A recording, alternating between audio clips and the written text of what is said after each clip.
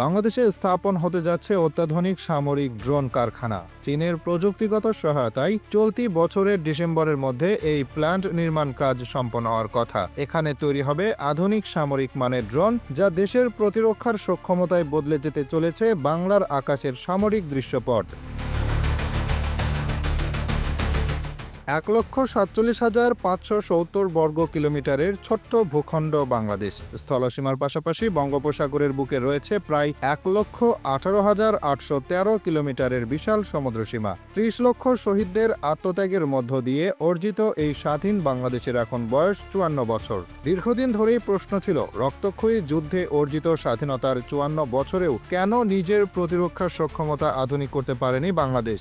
বর্ডারে নির্বিচারে গুলি বা সমুদ্র সীমায় অনুপ্রবেশের মতো অনেক ঘটনায় নীরব থাকতে হয়েছে। তবে সেনা সদস্যদের দেশপ্রেম নিয়ে প্রশ্ন না উঠলেও প্রশ্ন ছিল রাষ্ট্রীয় সক্ষমতা, প্রযুক্তি আর ব্যাকবোন নিয়ে।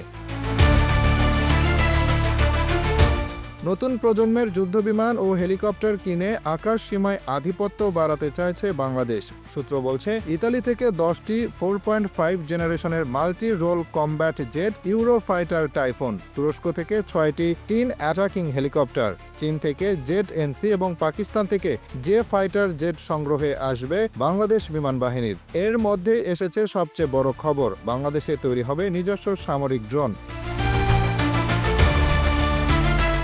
বাংলাদেশ বিমান বাহিনী চীনের সঙ্গে প্রযুক্তি হস্তান্তর চুক্তির মাধ্যমে স্থানীয়ভাবে ইউএভি ড্রোন উৎপাদন কারখানা স্থাপন করছে। ধারণা করা হচ্ছে চলতি বছরের ডিসেম্বরেই প্ল্যান্টের সেটআপ শেষ হবে। অর্থাৎ বাংলাদেশ নিজস্ব প্রযুক্তিতে সামরিক ড্রোন উৎপাদনের পর্যায়ে প্রবেশ করছে। এর পাশাপাশি চীনের পক্ষ থেকে এসেছে এয়ারক্রাফট ওভারহোলিং সেন্টার স্থাপনের প্রস্তাবও। সম্প্রতি বিডা অর্থাৎ বাংলাদেশ ইনভেস্টমেন্ট ডেভেলপমেন্ট অথরিটি এর সভায় এমন তথ্য উঠে এসেছে। জানানো হয়, বাংলাদেশ ডিফেন্স ইকোনমিক জোন তৈরির দিকে অগ্রসর হচ্ছে।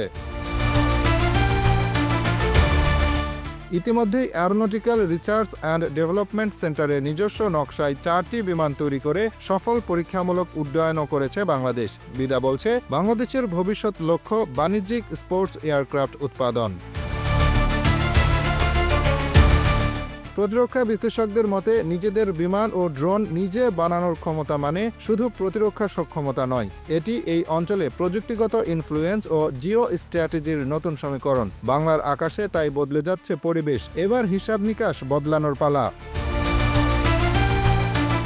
Hasibur Rahman, daily our Bangladesh.